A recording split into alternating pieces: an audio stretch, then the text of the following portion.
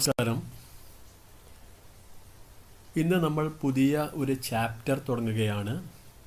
Spreadsheet overview of computerised accounting system എന്ന ചാപ്റ്ററിൽ നമ്മൾ എന്താണ് കമ്പ്യൂട്ടറൈസ്ഡ് അക്കൗണ്ടിംഗ് സിസ്റ്റം, അതിൻ്റെ ഫീച്ചർ എന്ത്, അതിൻ്റെ അഡ്വാൻറ്റേജസ് എന്തെല്ലാം, അതുപോലെ അതിൻ്റെ ലിമിറ്റേഷൻസ് എന്തെല്ലാം, അതുപോലെ കമ്പ്യൂട്ടറൈസ്ഡ് അക്കൗണ്ടിംഗ് സിസ്റ്റത്തിൻ്റെ കോമ്പോണൻസ് ഏതെല്ലാം, grouping and codification, security features of computerized accounting system, AIS accounting information system മുതലായവയെക്കുറിച്ചാണ് ചർച്ച ചെയ്തത്.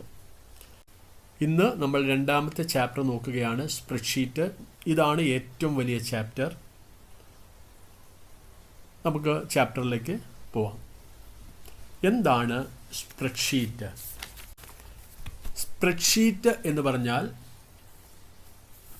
it is a large sheet consisting of several rows and columns in which any data can be entered. ഏത് വിവരവും ഏത് ഡാറ്റയും രേഖപ്പെടുത്താവുന്ന ധാരാളം വരികളും നിരകളും അടങ്ങിയ ഒരു വലിയ ഷീറ്റാണ് സ്പ്രെഡ്ഷീറ്റ്. ഏത് ഡാറ്റയും രേഖപ്പെടുത്താവുന്ന ധാരാളം വരികളും നിരകളോടും കൂടിയ ഒരു വലിയ ഷീറ്റാണ് സ്പ്രെഡ്ഷീറ്റ്. ഈ സ്പ്രെഡ്ഷീറ്റിനെ നമുക്ക് വർക്ക് ഷീറ്റ് എന്നുകൂടി പറയാറുണ്ട്. ഈ സ്പ്രെഡ്ഷീറ്റിനെ വർക്ക് ഷീറ്റ് എന്ന പേരിൽ കൂടി അറിയപ്പെടുന്നു. സ്പ്രെഡ്ഷീറ്റിന് ധാരാളം എക്സാമ്പിൾസ് ഉണ്ട്.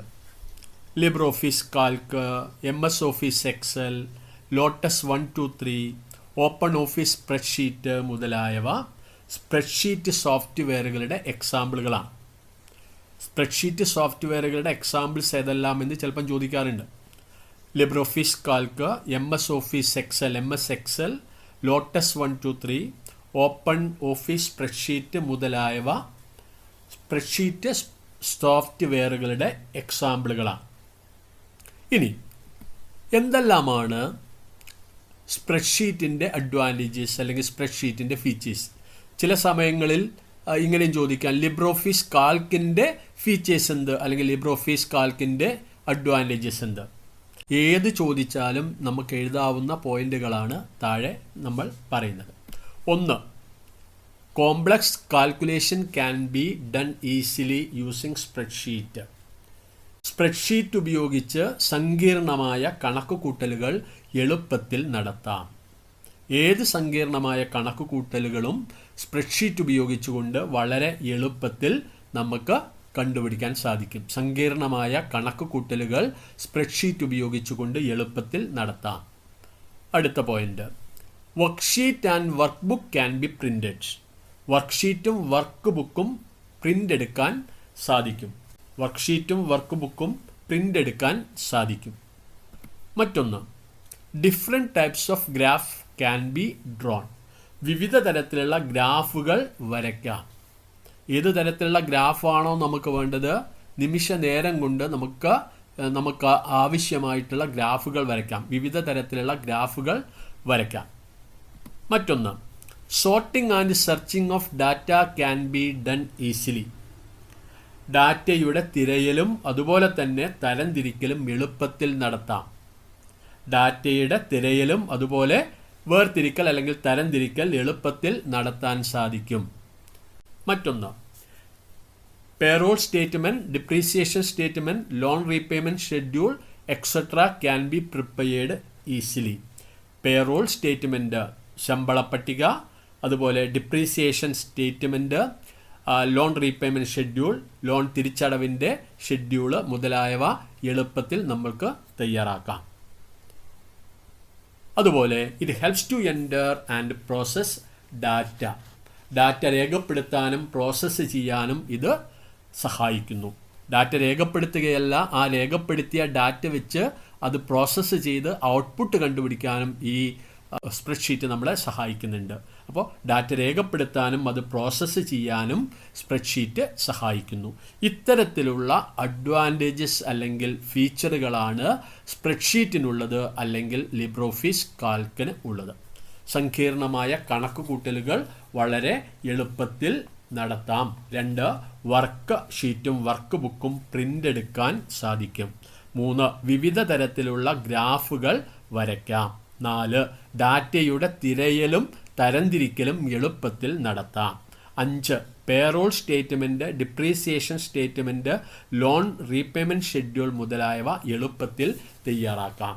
അതുപോലെ അവസാനത്തേതായി ഡാറ്റ രേഖപ്പെടുത്താനും അതുപോലെ പ്രോസസ്സ് ചെയ്യാനും ഇത് സഹായിക്കുന്നു. ഇനി എന്താണ് ലിബ്രോഫിസ് കാൽക്ക്? ഇനി നമ്മൾ മുഴുവനായും ലിബ്രോഫിസ് കാൽക്കിനെ കുറിച്ചാണ് ചർച്ച ചെയ്യുന്നത്. It is a spreadsheet component of LibreOffice software package. LibreOffice software പാക്കേജിലെ ഒരു സ്പ്രെഡ്ഷീറ്റ് എലമെൻ്റാണ്, ഒരു സ്പ്രെഡ്ഷീറ്റ് ഘടകമാണ് ലിബ്രോഫിസ് കാൽക്ക്. ലിബ്രോഫിസ് സോഫ്റ്റ്വെയർ പാക്കേജിലെ ഒരു സ്പ്രെഡ്ഷീറ്റ് കോമ്പോണൻ്റാണ് LibreOffice Calc. It is a spreadsheet application that we can use to calculate, analyze and manage data.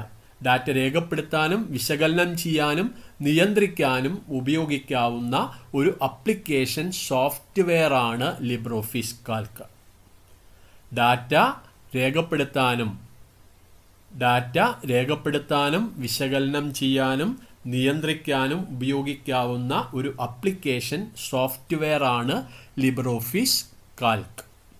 Starting LibreOffice Calc.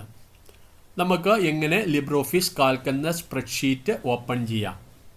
അതിന് വരുന്ന step ഇതാണ്. Application, office, LibreOffice Calc. Application, office, LibreOffice Calc. അതിന് വരുന്ന step ഇതാണ്. Application, office, LibreOffice Calc. Computer നമ്മൾ on ചെയ്തു. On ചെയ്താൽ നമ്മൾക്ക് കമ്പ്യൂട്ടറിൻ്റെ ഡെസ്ക് ടോപ്പ് ലഭ്യമായിരിക്കും. ആ ഡെസ്ക് ടോപ്പിലുള്ള അപ്ലിക്കേഷനിൽ ക്ലിക്ക് ചെയ്യുക. ആദ്യം ചെയ്യേണ്ടത് അതാണ്. ഇത് ഡെസ്ക് ടോപ്പാണ്. ആ ഡെസ്ക് ടോപ്പിൽ ഏറ്റവും മുകളിൽ കാണുന്ന അപ്ലിക്കേഷനിൽ ക്ലിക്ക് ചെയ്യുക. ആ സമയം അതിൻ്റെ ഒരു മെനു അല്ലെങ്കിൽ ഒരു ഡ്രോപ്പ് ഡൗൺ ലിസ്റ്റ് അവിടെ പ്രത്യക്ഷപ്പെടും. ആ ഡ്രോപ്പ് ഡൗൺ ലിസ്റ്റിൽ നിന്നും ഓഫീസിൽ ക്ലിക്ക് ചെയ്യുക. അപ്പോൾ first step click on application. അപ്ലിക്കേഷനിൽ ക്ലിക്ക് ചെയ്യുക. ആ സമയം ഒരു പുഷപ്പ് മെനു അല്ലെങ്കിൽ ഒരു ഡ്രോപ്പ് ഡൗൺ ലിസ്റ്റ് പ്രത്യക്ഷപ്പെടും. ആ ഡ്രോപ്പ് ഡൗൺ ലിസ്റ്റിലുള്ള ഓഫീസിൽ ക്ലിക്ക് ചെയ്യുക. Place the mouse pointer on office എന്ന ഓപ്ഷനിൽ മൗസ് പോയിന്റർ വയ്ക്കുക. ആ സമയം ഓഫീസിൻ്റെ ഒരു സബ് മെനു, ഇതിൻ്റെ ഒരു സബ് മെനു പ്രത്യക്ഷപ്പെടും. ആ സബ് മെനുവിൽ നിന്നും ലിബ്രോഫിസ് കാൽക്കിന്മേൽ മൗസ് പോയിന്റർ വയ്ക്കുക. അതിനുശേഷം ലെഫ്റ്റ് മൗസ് ബട്ടൺ പ്രസ് ചെയ്യുക. ആ സമയം ഒരു ബ്ലാങ്ക് ഡോക്യുമെൻ്റോടുകൂടി ലിബ്രോഫിസ് കാൽക്ക് ഓപ്പൺ ആകും. അപ്പോൾ ആദ്യത്തെ സ്റ്റെപ്പ് അപ്ലിക്കേഷനെ ക്ലിക്ക് ചെയ്യുക. രണ്ടാമത്തത് മൗസ് പോയിന്റർ ഓഫീസ് ബട്ടണിന്മേൽ വയ്ക്കുക. ആ സമയം ഒരു പുഷപ്പ് മെനു വരും. ആ പുഷപ്പ് മെനുവിൽ നിന്നും ലിബ്രോഫിസ് കാൽക്കിന്മേൽ മൗസ് പോയിന്റർ വെച്ച് ലെഫ്റ്റ് മൗസ് ബട്ടൺ ക്ലിക്ക് ചെയ്യുക, അല്ലെങ്കിൽ എൻ്റർ കീ പ്രസ് ചെയ്യുക. ആ സമയം ഒരു ബ്ലാങ്ക് ഡോക്യുമെൻ്റോടുകൂടി ലിബ്രോഫിസ് കാൽക്ക് ഓപ്പണായി കാണാം. ആ വരുന്ന സ്ക്രീൻ അല്ലെങ്കിൽ ലിബ്രോഫിസ് കാൽക്കിൻ്റെ ഫസ്റ്റ് സ്ക്രീൻ ഇതുപോലെയാണ്. ഈ ലിബ്രോഫിസ് കാൽക്കിൻ്റെ ഈ സ്ക്രീനിനെ പല ഭാഗങ്ങളാക്കി നമുക്ക് തരംതിരിക്കാം. പാർട്സ് ഓഫ് വർക്ക്ഷീറ്റിൻ്റെ ഭാഗങ്ങൾ ഏതെല്ലാം എന്ന് നോക്കാം. ആദ്യത്തെ ഭാഗം, ഏറ്റവും മുകളിൽ കാണുന്ന ഭാഗമാണ് ടൈറ്റിൽ ബാർ. ഏറ്റവും മുകളിൽ കാണുന്ന ഭാഗമാണ് title bar. It displays the name of പ്രോഗ്രാമിൻ്റെ പേര് ഇത് പ്രദർശിപ്പിക്കുന്നു. ലിബ്രോഫിസ് കാൽക്ക്. ലിബ്രോഫിസ് കാൽക്ക്. അടുത്തത്, അതിന് തൊട്ടു താഴെ കാണുന്ന ഭാഗമാണ് menu bar. Drop down menu സ്ഥിതി ചെയ്യുന്ന അല്ലെങ്കിൽ ഡ്രോപ്പ് ഡൗൺ മെനു ഉൾപ്പെടുന്ന വിവിധ കമാൻഡുകൾ ഇതിൽ ഉൾപ്പെടുന്നു. ഡ്രോപ്പ് ഡൗൺ ലിസ്റ്റ് സ്ഥിതി ചെയ്യുന്ന വിവിധ കമാൻഡുകൾ ഇതിൽ സ്ഥിതി ചെയ്യുന്നു. ഡ്രോപ്പ് ഡൗൺ ലിസ്റ്റ് സ്ഥിതി ചെയ്യുന്ന വിവിധ കമാൻഡുകൾ ഇതിൽ ഉൾപ്പെടുന്നു. ഇപ്പോൾ ഫയൽ നമുക്ക് സേവ് ചെയ്യണമെങ്കിൽ എന്ത് ചെയ്യുക? ഈ ഫയൽ എന്ന മെനു ബാറിലെ ഈ ഓപ്ഷനിൽ ക്ലിക്ക് ചെയ്യുക. ഒരു പുഷപ്പ് മെനു വരും, അതിൽ സേവ് ബട്ടണിൽ ക്ലിക്ക് ചെയ്യുക. ഓക്കെ, അപ്പോൾ ഡ്രോപ്പ് ഡൗൺ ലിസ്റ്റ് പ്രത്യക്ഷപ്പെടുന്ന ഡ്രോപ്പ് ഡൗൺ ലിസ്റ്റ് സ്ഥിതി ചെയ്യുന്ന വിവിധ തരത്തിലുള്ള കമാൻഡുകളാണ് മെനു ബാറിൽ ഉൾപ്പെടുന്നത്. ഇനി അതിന് തൊട്ടു താഴെ കാണുന്ന ഭാഗം, ഇതിന് പറയുന്ന പേര് സ്റ്റാൻഡേർഡ് ടൂൾ ബാർ എന്നാണ്. Standard tool bar short cut പ്രദാനം ചെയ്യുന്ന ബട്ടണുകളാണ് ഇത് സ്ഥിതി ചെയ്യുന്നത്. It consist of button that provide short cut. Short cut നൽകുന്ന ബട്ടണുകളാണ് ഇത് സ്ഥിതി ചെയ്യുന്നത്. സേവ് ചെയ്യണമെങ്കിൽ രണ്ട് രീതിയിൽ ചെയ്യാം. ഒന്നുകിൽ എന്ത് ചെയ്യാം? മെനു ബാറിലെ ഫയലിൽ ക്ലിക്ക് ചെയ്ത് സേവ് ബട്ടണിൽ ക്ലിക്ക് ചെയ്യാം. അല്ലെങ്കിൽ ഈ സ്റ്റാൻഡേർഡ് ടൂൾ ബാറിലുള്ള സേവ് ബട്ടൺ ഉണ്ട്, ആ സേവ് ബട്ടണിൽ ജസ്റ്റ് ക്ലിക്ക് ചെയ്താൽ മതി. ഓക്കെ, പിന്നെ അതിന് തൊട്ട് താഴെ കാണുന്ന ഭാഗത്തെ നമ്മൾ പറയുന്ന പേര് formatting toolbar. Formatting toolbar ഒരു സെല്ലിലെ കണ്ടന്റ് ഫോർമാറ്റ് ചെയ്യാൻ ഇത് ഉപയോഗിക്കുന്നു. Formatting toolbar it is used to format the content of a cell. ഒരു സെല്ലിലെ കണ്ടന്റ് ഫോർമാറ്റ് ചെയ്യാൻ ഇതാണ് ഉപയോഗിക്കുക. ഉദാഹരണത്തിന് നമ്മൾ സെല്ലിൽ രേഖപ്പെടുത്തിയ ഡാറ്റയുടെ കളർ മാറ്റാം, അതിൻ്റെ വലുപ്പം വർദ്ധിപ്പിക്കാം, അതിന് അണ്ടർലൈൻ കൊടുക്കാം.